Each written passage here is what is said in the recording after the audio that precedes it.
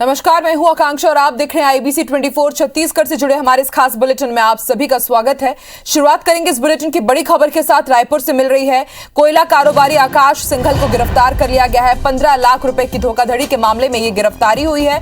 बताया जा रहा है कि 1.5 साल से कोयला कारोबारी आकाश फरार चल रहा था और महिला ने धोखाधड़ी के आरोप लगाए थे। इस कारोबारी पर टिकरापारा पुलिस ने आरोपी को कोर्ट में पेश किया है और फिर उसके बाद उसे जेल भेज दिया गया है। तो इस वक्त की बड़ी खबर हम आपको बता रहे हैं और ज्यादा जानकारी के लिए बात करेंगे हमारे सहयोगी तहसीन से। तहसीन, क्या है ये पूरा मामला? कोयला कारोबारी आकाश सिंघल की गिरफ्तारी हुई है। आकांक्षा, देखिए 1.5 साल से ये कोयला कारोबारी हैं आकाश सिंघल। ये 1.5 साल से फरार चल रहे थे और इनके खिलाफ टिकरापारा थाना में धोखाधड़ी का मामला दर्ज था। करीब 15 लाख रुपए की धोखाधड़ी का मामला दर्ज था। एक्चुअली बताया जा रहा है कि ये एक महिला है जिसने सिटीजन कॉप में शिकायत की थी उस टाइम में, और उसके बाद ये क्योंकि इनके बीच में इन्होंने कोयले के लेन देन को लेकर इन्होंने 15 लाख रुपए लिए थे उस महिला से, और ना तो कोयला सप्लाई किया और ना ही 15 लाख रुपए वापस किए।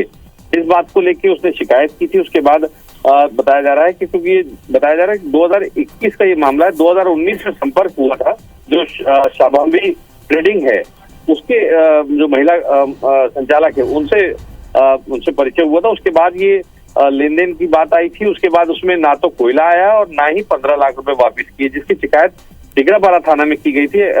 ये आकाश सिंघल जो कोयला कारोबारी हैं, बिलासपुर के रहने वाले हैं और इन्होंने इनको जो पुलिस ने इनको काफी तलाशा था, लेकिन 1.5 साल बाद इनकी गिरफ्तारी यहाँ पे की गई है और आज उनको कोर्ट में पेश किया गया और उनको जेल भेज दिया। तो कुल मिला के कह सकते हैं कि ये बड़ी सफलता जो है पुलिस को रायपुर, क्योंकि 1.5 साल से फरार चल रहे थे, इनको गिरफ्तार कर लिया गया है। जी शुक्रिया पूरी जानकारी के लिए तहसीन।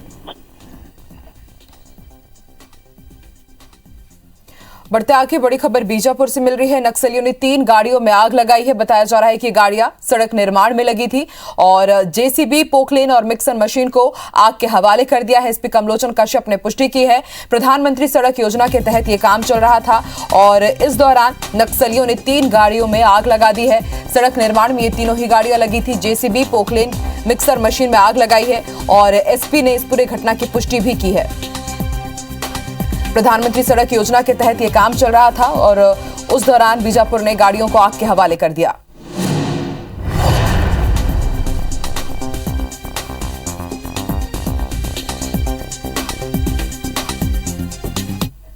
और अब बारी कोरोना अपडेट की। छत्तीसगढ़ में आज 5029 नए मरीज मिले हैं, तो वहीं छत्तीसगढ़ में आज 6001 मरीज स्वस्थ भी हुआ है, यानी कि छत्तीसगढ़ की रिकवरी रेट काफी अच्छी है। छत्तीसगढ़ की पॉजिटिविटी रेट 10.67 पर जा पहुंची है, तो वहीं पिछले 24 घंटे में 8 मरीजों की मौत हुई है। छत्तीसगढ़ का कोरोना अपडेट हम आपको बता रहे हैं। आज भी 5000 से ज्यादा नए मामले आए हैं, 5029 नए मरीज आए हैं, तो वहीं 6000 से ज्यादा मरीजों को आज डिस्चार्ज किया गया है। स्वस्थ होने के बाद ये अपने घर गए हैं। छत्तीसगढ़ की जो पॉजिटिविटी रेट है 10.67% तक जा पहुंची है, तो वहीं पिछले 24 घंटे में 8 मरीजों की मौत हुई है।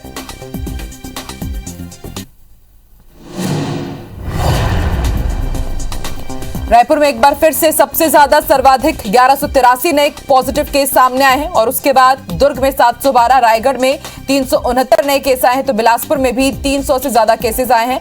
राजनांदगांव में 278, सरगुजा में 204 और बालोद में 113 नए केस आए हैं। बेमेतरा में 57, कवर्धा में 82 और धमतरी में 147 नए केस आए हैं। बलौदाबाजार में 65, महासमुंद में 57, तो वहीं गरियाबंद में 26 नए संक्रमित मिले हैं।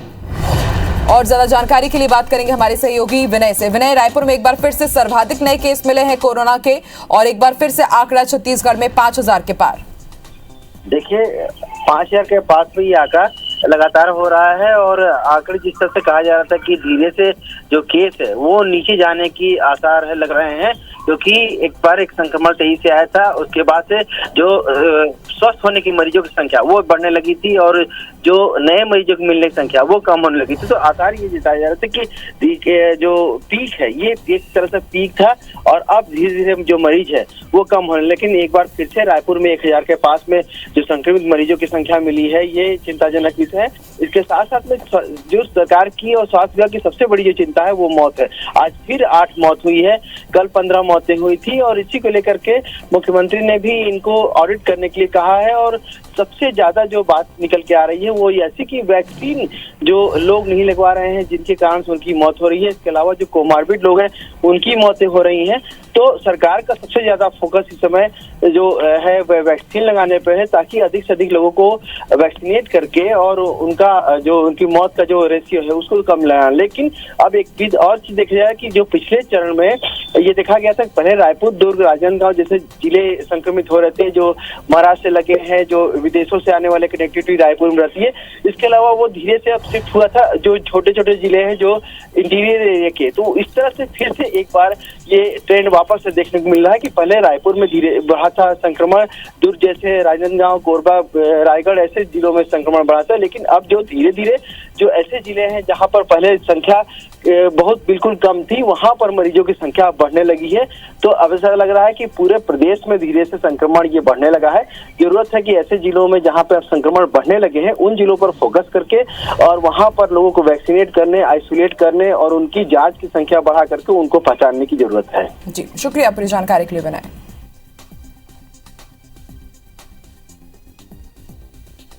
बढ़ते आगे, छत्तीसगढ़ में 18 साल से ज्यादा उम्र के 99% लोगों ने कोरोना वैक्सीन की पहली डोज लगवा ली है। वहीं 68% दोनों टीके लगवा चुके हैं। प्रदेश में 15 से 18 साल के 55% से अधिक किशोरों को टीके की पहली डोज दी जा चुकी है। वहीं 1,47,165 नागरिकों को प्रिकॉशन डोज भी लगाया जा चुका है। स्वास्थ्य विभाग के आंकड़ों के मुताबिक प्रदेश में कोरोना से बचाव के लिए अब तक कुल 3,38,02,173 टीके लगाए गए हैं। प्रदेश में 18 साल से ज्यादा के 1,94,07,335 लोगों को कोरोना वैक्सीन की पहली खुराक दी जा चुकी है। वहीं 1,33,41,649 नागरिकों ने दोनों टीके लगवा लिए हैं। प्रदेश में 3 जनवरी से 15 से 18 साल के बच्चों के भी टीकाकरण की शुरुआत हुई और उसके बाद से अब तक 9,06,024 किशोरों को टीका लगाया जा चुका है।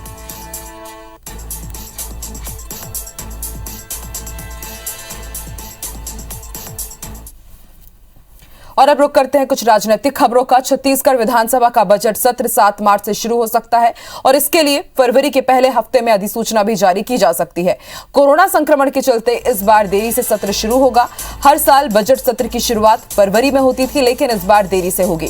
विधानसभा अध्यक्ष रणदास महंत ने इस पर सीएम भूपेश बघेल से चर्चा की।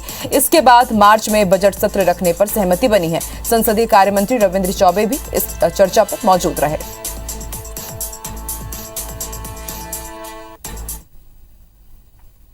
छत्तीसगढ़ के खाद्य मंत्री अमरजीत भगत आज सरगुजा के दरिमा एयरपोर्ट पर निरीक्षण के लिए पहुंचे। इस दौरान एयरपोर्ट अथॉरिटी के अधिकारियों के साथ साथ पीडब्ल्यूडी के अधिकारी और जिला प्रशासन के अधिकारी भी मौजूद रहे। खाद्य मंत्री ने एयरपोर्ट के निर्माण कार्य का जायजा लिया और आवश्यक निर्देश भी दिए। आपको बता दें, मां महामाया दरिमा एयरपोर्ट में रनवे के विस्तार का काम किया जा रहा है, जिसके तहत करीब 48 करोड़ की लागत से 1,800 मीटर रनवे का निर्माण किया जा रहा है। साथ ही रनवे को मजबूत भी किया जा रहा है।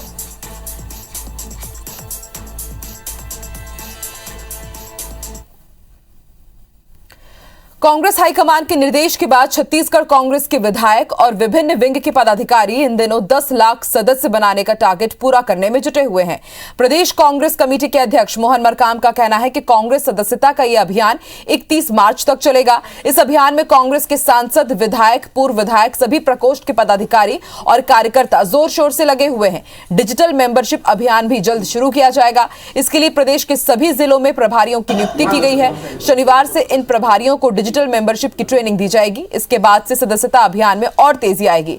प्रदेश अध्यक्ष का कहना है कि हम निर्धारित तिथि तक 10 लाख सदस्य बनाने का लक्ष्य प्राप्त कर लेंगे। इसी क्रम में रायपुर पश्चिम के विधायक और संसदीय सचिव विकास उपाध्याय ने अपने विधानसभा क्षेत्र के वरिष्ठ कांग्रेसी नेताओं की सदस्यता का रिन्यूअल किया और सैकड़ों नए लोगों को पार्टी की सदस्यता भी दिलवाई।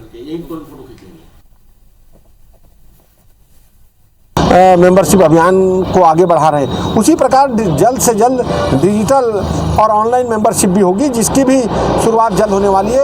उसको भी सुचारू रूप से कैसे प्रचार प्रसार करना है और कांग्रेस की विचारधारा से जो को मानने वाले जो लोग हैं उनको ज़्यादा से ज़्यादा कैसे जोड़ना है, इसको लेकर तमाम कांग्रेस के साथी बहुत सक्रियता के साथ अलग अलग वार्ड में अभियान के तहत मेंबरशिप और सदस्यता अभियान को बढ़ावा दे रहे हैं। सरगुजा के ग्राम कुंदीकला में दो समुदाय के बीच हुए विवाद पर राजनीति जारी है। एक तरफ पुलिस ने 1 दर्जन से ज्यादा लोगों के खिलाफ अपराध दर्ज किया है, वहीं दूसरी तरफ पीड़ित परिवार से मिलने पहुंचे भाजपा के प्रदेश अध्यक्ष विष्णुदेव साय ने पुलिस प्रशासन पर एकपक्षीय कार्रवाई का आरोप लगाया है।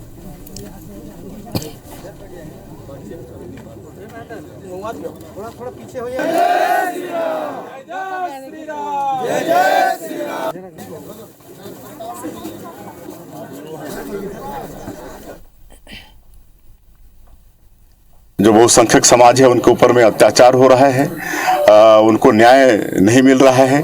11 दिन हो गया है और 11 दिन में धाराएं बदली नहीं गई हैं, उनके ऊपर कोई कार्रवाई भी नहीं हुआ है।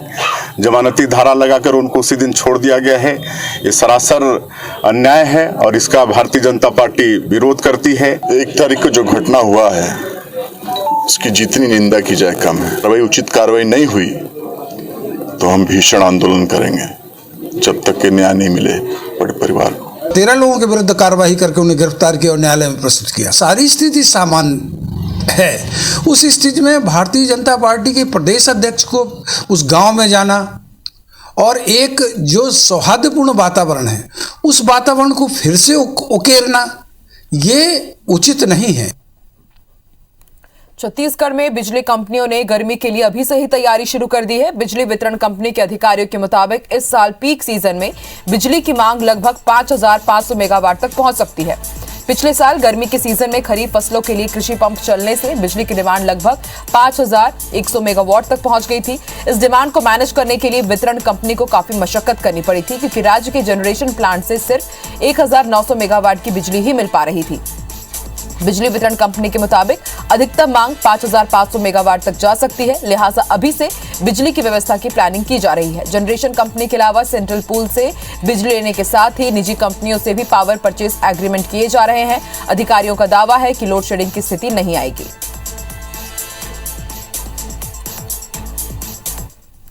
33 परिवहन के उपकेंद्रों में क्षमता बढ़ाई गई और नए पावर ट्रांसफार्मर लगाए गए।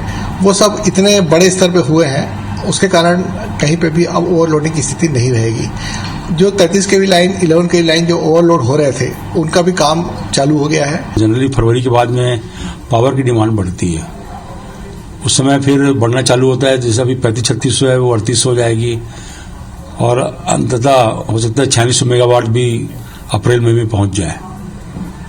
उसमें थोड़ी दिक्कत जाती है। बिलासपुर के तोरवा इलाके में मंदिर से लौट रही नाबालिग लड़की का रास्ता रोककर युवकों ने गैंगरेप किया। पुलिस के मुताबिक 13 साल की लड़की 5वीं तक की पढ़ाई के बाद घरेलू काम करती है। गुरुवार देर शाम वो मोहल्ले की एक मंदिर गई थी, जहां से लौटते वक्त महमंद इलाके में रहने वाली सूरज यादव, महेश पासी, सूरज सूर्यवंशी और दीपक निषाद ने उसे बलपूर्वक रोक लिया और चिल्लाने पर उसका मुंह दबाकर एक सुनसान जगह ले गए। इस दौरान 2 युवक रखवाली करते रहे और 2 युवकों ने नाबालिग के साथ बलात्कार किया। घटना के बाद सभी युवक भाग निकले। बच्ची के देर रात तक घर न लौटने से परेशान उसके परिजन बच्ची की तलाश कर रहे थे। इसी बीच बच्ची बदहवास हालत में आती दिखी। उसने घर वालों को आपबीती बताई, जिसके बाद परिजन उसे लेकर तोरवा थाने पहुंचे। पुलिस ने आरोपियों को गिरफ्तार कर लिया है और आरोपियों के खिलाफ दुष्कर्म और पॉक्सो एक्ट के तहत कार्रवाई की जा रही है। सुनीता वहाँ से गुजर रही थी, तब कुछ लड़के उसको जबरदस्ती समीप की झाड़ियों में ले गए और 4 आरोपियों में से 2 ने उसके साथ अनाचार किया और 2 जो है सहयोगी की भूमिका में थे। चारों आरोपियों को गिरफ्तार कर लिया गया है और उनको न्यायालय पेश किया जा रहा है। ताश के पत्तों पर लगे सिर्फ 250 रुपए के लिए राजनंद गांव में खूनी वारदात हो गई। पुलिस के मुताबिक राजनंद गांव के पठानपारा निवासी 20 साल के अमन मुल्ला उर्फ अहमद हुसैन और दुर्गा चौक निवासी 25 साल के आसिफ खान के बीच ताश खेलने के बाद 250 रुपए के लिए झगड़ा हो गया था। ये झगड़ा करीब साल भर पुराना है। इसी बात को लेकर उनके बीच फिर से कहासुनी हुई और अमन ने आसिफ खान की धारदार हथियार से हत्या कर दी। खूनी वारदात के बाद पुलिस ने आरोपी अमन को गिरफ्तार कर लिया है, साथ ही उसे वारदात में इस्तेमाल हथियार भी जब्त कर लिया गया है। कार्रवाई की जा रही है।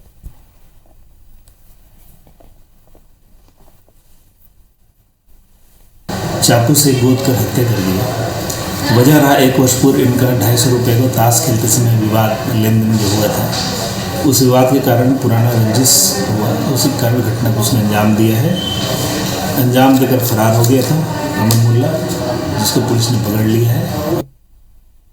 और आइए अब देश से जुड़ी कुछ खबरों की तरफ रुख करते हैं। बीजेपी ने यूपी चुनाव के लिए थीम सॉन्ग जारी किया है।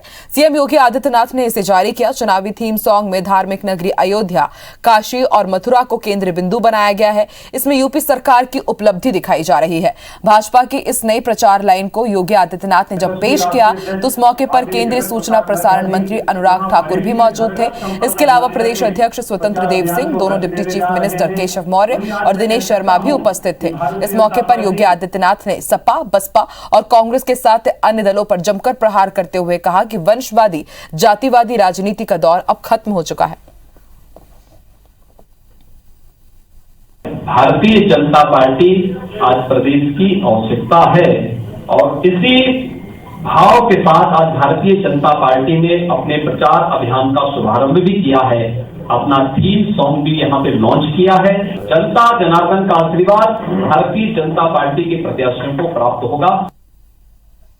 दिल्ली के इंडिया गेट पर बने अमर जवान ज्योति को वॉर मेमोरियल की ज्योति के साथ आज मिला दिया गया। इंडिया गेट पर इस अमर जवान ज्योति को 1971 में पाकिस्तान के खिलाफ युद्ध में शहीद हुए लोगों की याद में बनवाया गया था। तब की प्रधानमंत्री इंदिरा गांधी ने इसे 26 जनवरी 1972 को देश को समर्पित किया था। तब से अब तक ये ज्योति यहाँ जल रही थी। वहां से 300 मीटर दूर केंद्र सरकार ने साल 2019 में नया वॉर मेमोरियल बनाया था। वहां 25 फरवरी साल 2019 को अमर जवान ज्योति जलाई गई थी। परेड और एक सैन्य समारोह के बाद दोनों ज्योति का विलय कर दिया गया। कांग्रेस नेता राहुल गांधी ने इसे शहीदों की ज्योति को बुझाना करार दिया और कहा कि सरकार आने पर वो दोबारा इसे जलाएंगे।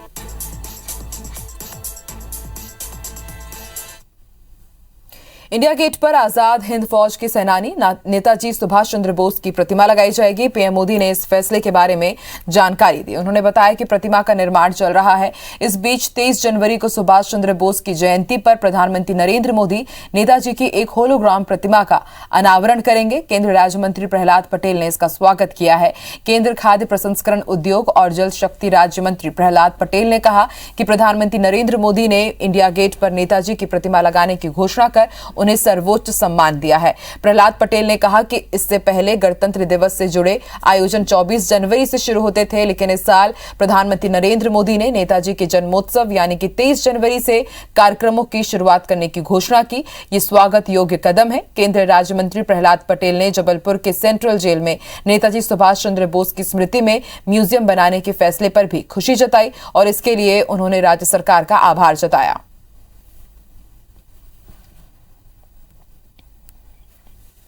जबलपुर की पवित्र धरती पर खड़ा हूँ। संस्कार धानी ने नेताजी को सबसे पहले पहचान दी थी और आज प्रधानमंत्री जी ने उनको सर्वोच्च सम्मान दिया है। ये सेलिब्रेशन अब नेताजी की जन्म जयंती 23 जनवरी से शुरू होगा और 26 जनवरी तक चलेगा। नेताजी को ये सम्मान उनकी 125वीं जयंती के संपूर्ण होने पर दिया है। और इस बुलेटिन में फिलहाल इतना ही। आप देखते रहिए IBC 24। नमस्कार।